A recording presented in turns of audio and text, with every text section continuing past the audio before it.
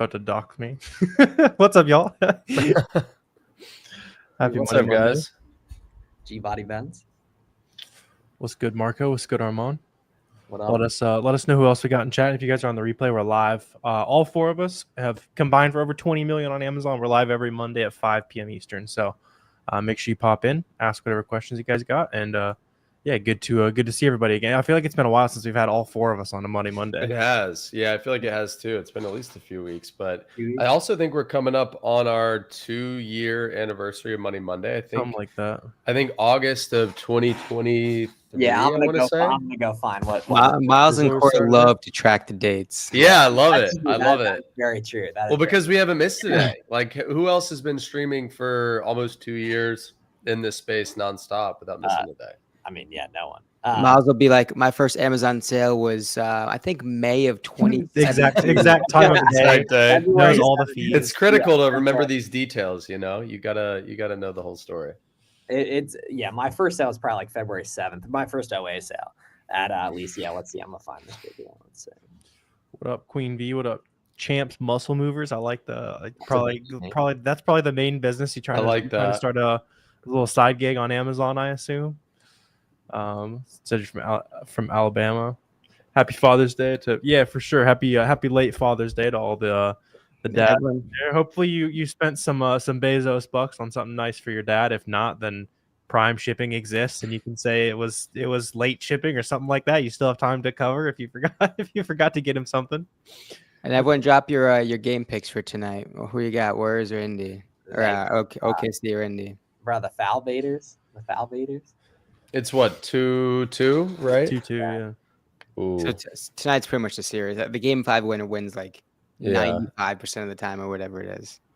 Let's see. Money Monday, OKC. Happy Father's Day. Thank you. Yeah, drop any questions you guys got in the chat. Hi. What's up, Leslie? I'm just a beginner. Yeah, Leslie, we're going to get you up to speed with all this stuff. We also have a free live class going down Wednesday night at 7 p.m. Eastern that you should totally tap into. I'll put a link to that in the chat. If you guys haven't yet been to one of those, it's going to be really, really good, relevant content for you for Prime Day and back to school preparation, which are next month. Have they announced the Prime Day dates yet? I want to say they did. One of the people in our community was talking about it earlier today. I'm going to look it up. Okay. Oh, no, maybe. No, I don't think it's been confirmed yet, actually. Yeah, it has not been confirmed the dates, but it's going to be the 15th. 16th, yeah. Whatever the Tuesday, Wednesday is, you know? Yeah, for those of y'all that haven't been around for a Prime Day yet, usually sales will be like, especially the middle year Prime Day, it's not like crazy sales boost. It'll be a little bit, but the main opportunities come from all the other websites running sales to compete with it. Yeah. So it'll be a big sourcing holiday, which you wouldn't really think about. You're probably just thinking like, oh, it's good to make some sales that day. One of the best sourcing holidays, right? Yeah. You can get some deep discounts on stuff from some other retailers. Okay, it was August 28th, 2023. Yeah. When we that started? Was the first Money Monday? First Money Monday, yeah. Yeah. So we're like 2 months because it was like the week after AMZ United, something No, like the week that is the one before, because it was on Tuesday. We did it on Monday. Yeah, you're right. Yep. Miles getting old, bruh. How does one sell dangerous goods on Amazon? So we've had people in our community, actually we're talking about this week. They said that sell a few dangerous good products FBM first. Yep. And then typically that'll just fast track your application for getting FBA approved for dangerous goods products. Yeah. I've also heard the wait list is just really short recently. Like I was talking with some beginners, they didn't sell anything FBM. They got approved in like 2 weeks. So yeah, you just like search dangerous goods on the Seller Central, guys, and it'll walk you through it. That one's honestly pretty straightforward to figure out.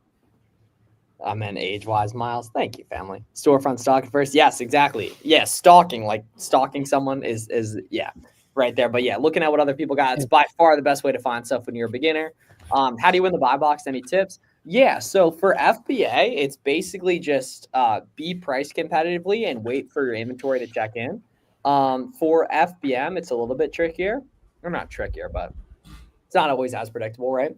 Not every item can you get the buy box on as an FBM seller, right? But a lot of stuff you can. So you just want to look and see if there's other FBM people carrying it. And if there are, that means you can most likely FBM it. and just make sure you're priced competitively and make sure the delivery dates that your listing is showing are the same or faster than the other sellers on that listing, which comes down to your handling time and your transit time. Yeah. If a product has variations, does the seller sales per month display accurately for each variation? No. So it's going to be cumulative. It's going to be pertaining to the overall listing. So you're going to want to go into the actual keeper graph, validate that product is moving, and really just as a rough guideline. If the offer count's oscillating up and down, corresponding with a flat price point, you're probably good. Right? Test a couple, 5, 10, 15, see how that fares, and then iterate on that. The cool thing about variations, especially for beginners, is that it's give you a really good opportunity to expand your catalog pretty quickly. You find one variation, maybe a size 8 shoe that works. All the price points are going to be about the same. So you can use kind of like the filters within the Keepa to find maybe the 3, 4, 5 others sizes that also work. And you just quadrupled your productivity on that ASIN by just finding one particular SKU. So for beginners, variations are going to be a huge kind of catapult to grow your ASIN count. Yeah, because like if the medium's good, the black large might be good as well. Right. Yeah. Now, will the purple triple XL sell as well? Definitely not. Right. But, using common sense and then using that variations tab on Keepa there. So because the offer count's also going to vary. Right. The most people are probably going to be on those top couple SKUs. But if you go down to the purple medium that maybe sells 50 times a month, but it only has 2 or 3 sellers, well, that could be way more interesting than actually the top variation that sells 500 but has 40 sellers. Right, a lot of people lose and miss out on a lot of profit by just not doing their due diligence across all the different variations. Right, because it's not always going to be the top 2 or 3 variations that are the best opportunity. It could be maybe even the bottom couple. Well, and unfortunately, most sellers are just lazy, right? They are just going to look at those. They are just going to look at those. Not just sellers, most people. Right. Yeah. Most people are more lazy than most sellers. Yeah, but like they are just going to look at those top 2 variations, right? They're going to look at the large black or the large white, right? And then forget about those ASINs, like you said, that are selling 50 a month. So there is a lot of meat on the bone sometimes on these variation listings. Well, and for variation listings that have maybe 30, 40, 50 different variations, once you establish your price point and once you establish where you're trying to sell it at, just go into the top caret on that Keepa Variations tab on your ideal price point. And pretty quickly, you're going to see all the potential variations that work based on simply the numbers. And then you can go in and do your due diligence across each one based on offer count and velocity. But just as a very, very quick and rough way to filter, that's going to be a really good opportunity. All right, cool. Damn! Shout out to you guys for dropping all the questions too. We're going to go on a little. Yeah, you guys are firing away here. Corey, I assume your wholesale series took you like a couple months to make, right?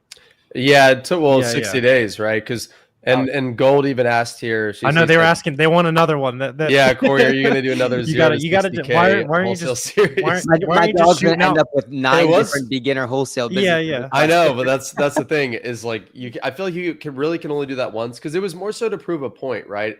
If anything, it was to show that one, you don't need to reach out to hundreds of different suppliers to get a wholesale deal. Because, I mean, if you look at my ending numbers, I think I only contacted, it was like 42 or like 53 different brands and distributors, something like that. And we placed 5 or 6 orders. So it's all about quality over quantity. And yeah, we didn't quite get our 60K in 60 days, but we got pretty close and learned a lot in the process and just showed how approachable the business is. So yeah, I like the sentiment though. That's like, why aren't you just shooting out multiple month projects all the time, Corey? Come on. Right. Yeah. It's like, shit. I wish I had more time, honestly, to do more stuff. So Sheila says, new seller here. Biggest problem is finding products to get ungated in. Or I assume you probably mean products that you are ungated in. So don't see getting ungated in something as like a big issue, right? If there's other sellers selling it and you can apply for it, you can get approved for it. And if that weren't the case, there'd be no sellers on this listings. So Sheila, you should go on YouTube and just search like flips from house ungating, fields of profit ungating, watch our tutorials. Because in those ungating tutorials, and even in the description of this video, there's a big list of auto ungate brands, stuff like Stafford, stuff like Cuddle Duds that you can go in right now and hit request approval and apply to sell for any ASIN and let you sell them right away from the get-go. And then you can storefront stock off there. And also, any of you guys, if you haven't yet been to one of our free classes, we got one going down Wednesday night. at 7 p.m. Eastern, and that will give you a really, really good free game on getting going with the 7. That's going to be very helpful for you guys. So definitely tap in on that. Doesn't cost a thing. It's not going to be on YouTube Live. Only way to find it is the link in the description there. How to prevent a price war on a listing? By sourcing smarter, right? By using all the different levers and the leverage points and the moats that we talk about, both from an OA perspective and a wholesale perspective, to buy your products at a more competitive rate than others, right? From a wholesale perspective, your competitive advantage is your relationship, is your buying power, is how you relate to your sales reps. But from an OA perspective, your competitive advantage is how you're acquiring products, right? What sorts of hurdles are you jumping over to get that particular product at the cheapest possible rate, right? So when we talk about OA, it's the discounted gift cards, right? It's the sales coupon, it's the coupon codes, it's the sales, it's customer service that you sweet talk into an extra 10%. Using all these sorts of things to get that price point, get that $20 item at 16. And again, that just gives you naturally more wiggle room to be more profitable than others, but also have a lot more room for error. And then on top of that, right, just using a repricer is going to help you maximize your profitability and minimize some of those tanking prices, right? Setting your min at a profitable price, not necessarily at a break-even price, right? Using your mins and maxes strategically and buying strategically. Those are going to be kind of the two best practices and kind of avoiding those price wars. But ultimately, at the end of the day, operating in a volatile market, you're always going to have to deal with some of that. Yeah. That's the point that I was going to make, is about the repricer. Yeah, having a good repricer is going to be key too. Yeah, Garrett, you're getting up to no good in those customer service those chats. Sweet talking them. Wait until the messages leak with with Susan at Kohl's customer support or whatever. Yeah. We don't know the specific prime dates yet, but it's basically like the important dates you guys got to know is 4th of July, bunch of good OA sourcing. Mid-July, sometime there'll be prime day. They'll announce it soon, I'm sure. And then back to school season is pretty much all of July and August and everything, which would be pretty lit as well. For sure. Yeah, you guys have been asking a bunch of good questions. Let's did Yeah. anyone ever use Amazon's new seller incentives? If so, how'd they help? That's a good one to think about, Dizzle. So the obvious one that everyone will use is free shipping. It's either 100 or 250. That's your first shipments are free, and then you also get some free ad credits and stuff like that.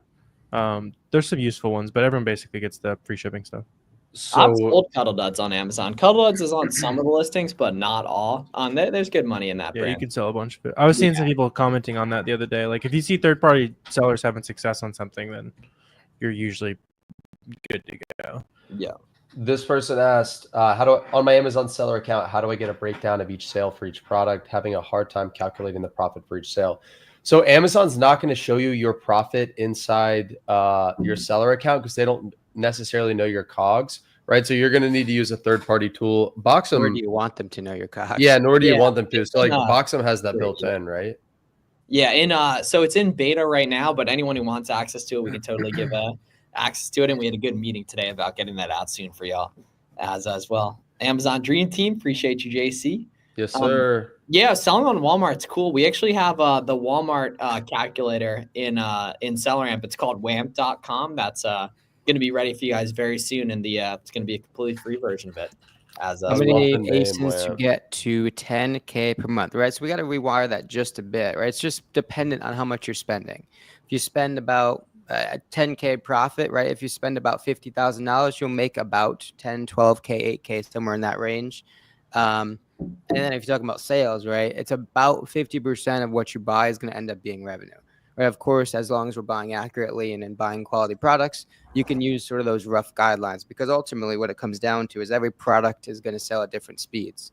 Sometimes you'll find a product where you can spend $10,000 on one product, right? Other times maybe 5, maybe 2, maybe a couple $100 on one product. But ultimately it's going to be how much you're spending that really leads to and dictates how productive you are and how successful you are. Yeah, they're a Keepa equivalent for Walmart. Not really yet. Appreciate you, family. It just hasn't existed enough. Yep. I'm going to lose so much money on gating. When will it become profitable? It should actually be impossible to lose money on gating, because you're just going to ungate from whatever sites you find it, and you're only going to ungate in profitable items. Yeah. Yeah, don't buy anything that's not profitable. There's no reason to. Yeah, zero reason to, yeah. Yep. You heard Walmart substitutes brands. They would probably only do that for like pickup orders or things where, because you'll definitely see that like if you do like Instacart or something personally. But no, they're not going to substitute stuff in and out when it's like an online order. Would be probably against them. That'd probably be illegal. Yeah. Yeah. Yep. If I started with 6K, would that be a good start to making 10K to making profit? No, 100% not. Yeah, it'd be wildly illegal. As it should. Yeah. You're gonna need to keep compounding that 6K for a while. And then somebody asked, is there a Keepa equivalent for Walmart? I don't think so. Is there? Yeah, not yet, but we have lamp.com coming soon for people getting going with Walmart. It's okay. I got an invoice from Target and I tried to ungate, but they did not. Yes. Yeah. So I know it doesn't feel good, but you're going to tend to get declined for about 5 to 10 times per brand, right? I had this coaching guy. I was like, I literally told him a month ago, I was like, all right, you're going to get declined 5 to 10 times. And he goes, I hit him up in like 2 weeks ago. He gave up on the ungate. He's like, yeah, I got declined 7 times, man. I was like, dude, no, that's normal. That's normal. They're selling $50,000 a month. Come on. So I, had to, whip it back into shape and get him something very, very important there. Just worry about where the buy box is going on Keepa. Yeah, just worry about where the buy box is going. Yeah, it doesn't. The top 8 or like numbers 3 through 10 could be making 0 sales. So don't worry about the top 10. Worry about the buy box. Any advice for getting business credit cards if you're young? So if you have like a Chase banking account, you can go with one of the Chase accounts. Amex is probably going to be a little bit more tricky if you are young and specifically if you don't have like really, really good credit. So just apply to a bunch, see whatever you can get. Mm-hmm. There's some good beginner-friendly cards though, like Amex, especially if you just link it under your LLC or whatever. Then you just start the credit process. Yeah, because like even if you're young, your business is still going to get an insanely high credit limit compared to what you are if you're 18, 19. Like even though it's basically a couple hours of paperwork involved, they'll give you a crazy amount more debt, which is an interesting system. But Amex BizBlue is what you want probably. The key is you obviously want to be spending on a business credit card and not personal, because you don't want to crash out your personal credit just by taking advantage of some good deals. Okay, so good question here from Monofic on pricing where the buy box is going. So if we go here and then if I take a look at this listing, I can see the buy box is currently 28, right? But the lowest price is 26. So it's like, okay, why wouldn't I price it 26 or 25.63? And basically, if I take a look down here on Keepa, I can see the buy box is popping back and forth between 28 and 25.63 here. So in this case, I shouldn't just forfeit that $2 or $2.50 right there. I should just price the higher end of where the buy box is going, because I can see it has consistently gone there over time. And that's where Keepa comes into play, guys, is it's so helpful to be able to see that in many cases on many listings, the buy box is going above the lowest price. And it's like, okay, why is that the case? Right. And that comes down to how Amazon does not just consider the price, but also the delivery date. So if someone's priced at 23, but their delivery date is June 30th because they're not yet fully checked in, they're going to get way less buy box than the person priced at 27 that's delivery date is June 20th, because it's a way better customer experience to buy from the June 20th compared to the June 13th, basically. Yeah, so that's something you pick up on over time.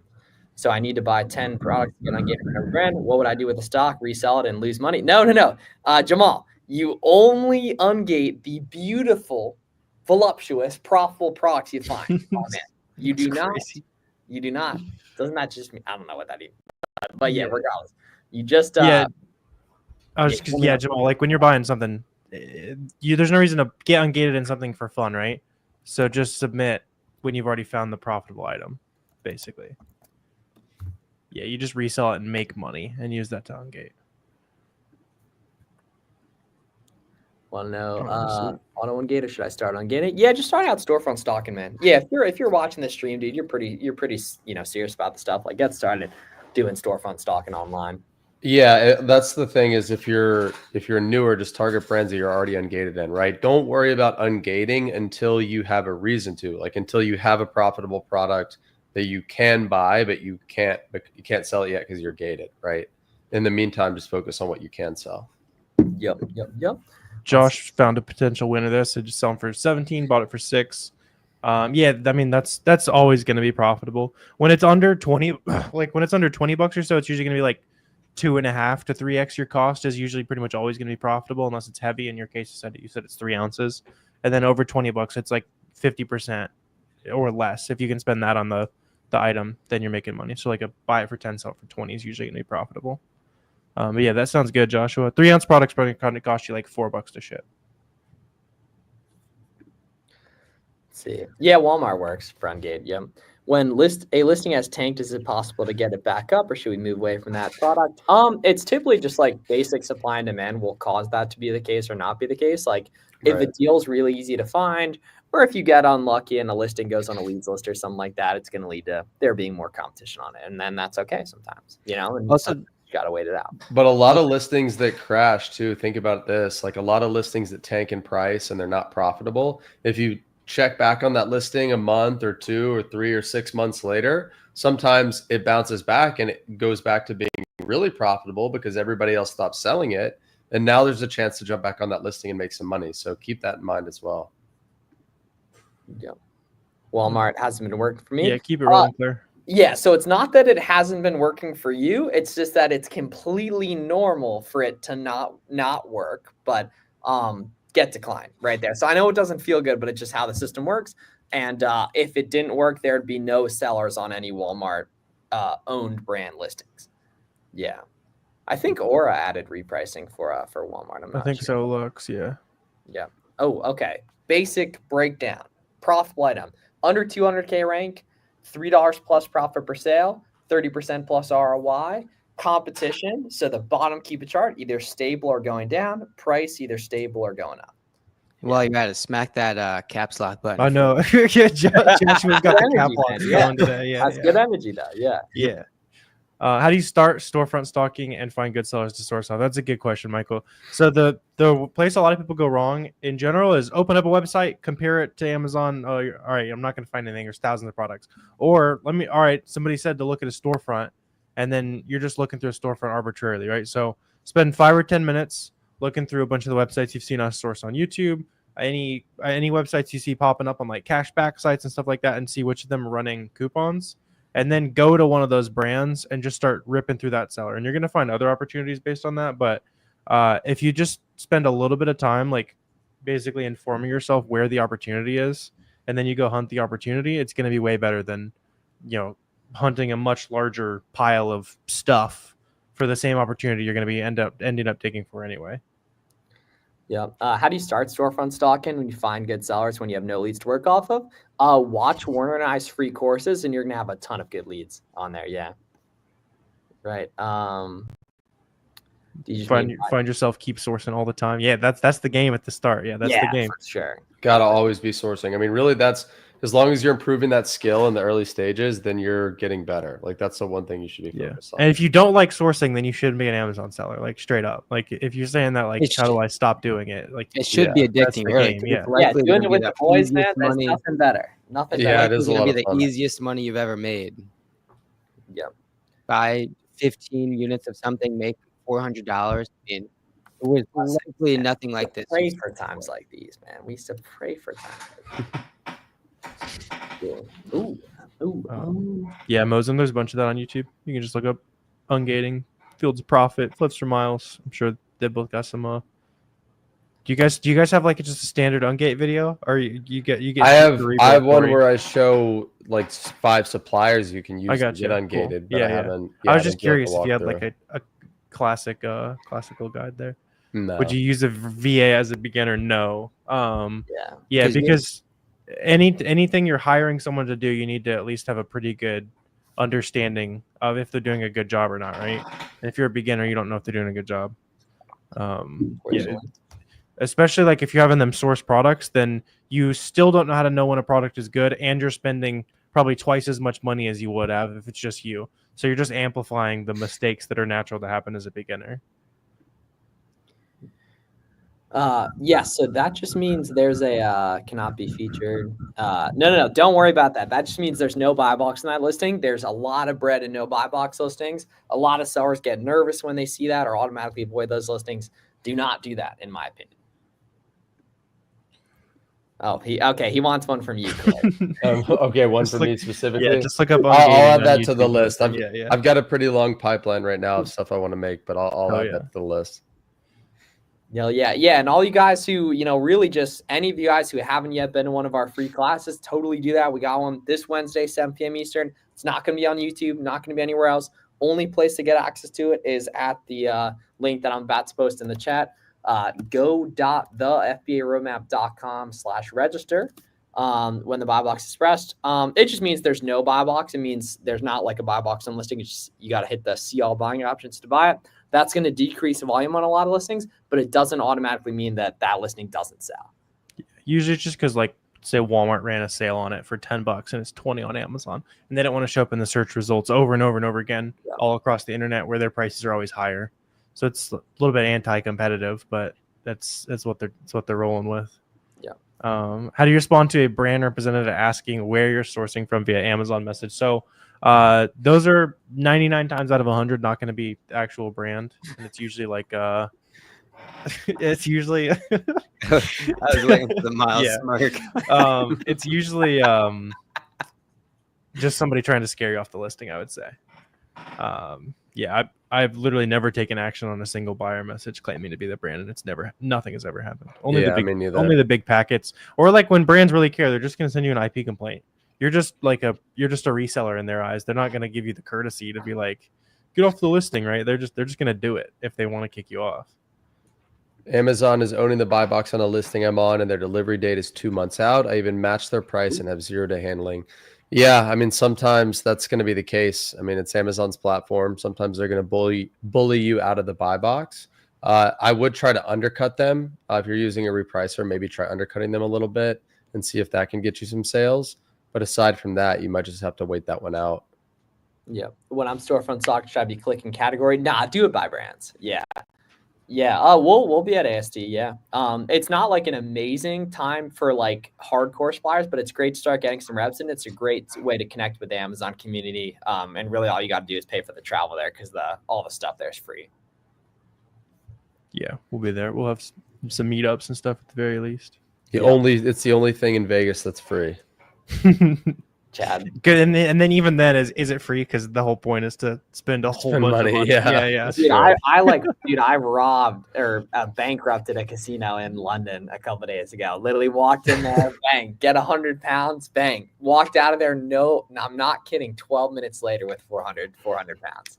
Bankrupt. Yeah, casinos have 300 pounds, famously. Yeah, I just think that shit's so funny when people talk about going to Yeah.